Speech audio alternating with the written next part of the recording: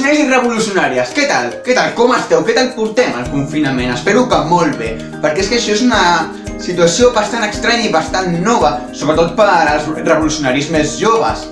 I la veritat que és una situació en la que caldrà adaptar. Situació que ens ha ensenyat una paraula nova, resiliència, la capacitat que tenim tots d'adaptar-nos davant de les adversitats. Estem aprenent que tots som iguals i que no importa ni cultura, ni religió, ni ocupació i que estem connectats. Recorda com de preciosa és la nostra salut i com ens hem d'ajudar els uns als altres.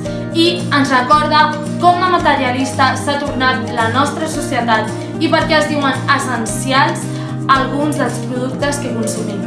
Ens recorda com d'important és la nostra llar i la nostra família i com l'hem arribat a descuidar.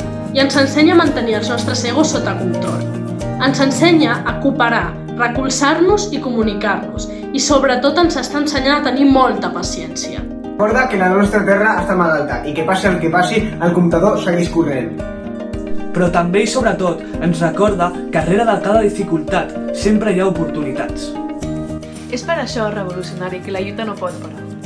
I ara més que mai des de casa hem de continuar fent pinya en contra del canvi climàtic. És per això que confinats i confinades us proposem 20 Race Challenges! T'atreveixes a participar? Cada 3 dies et mandarem un repte, el qual tindràs que complir sol o amb la família, el que tu vulguis, el que és millor. Et tindràs que penjar a les xarxes socials etiquetant a l'escola i nominant a 3 persones que vols que ho facin, el que et caigui bé, malament, dona igual.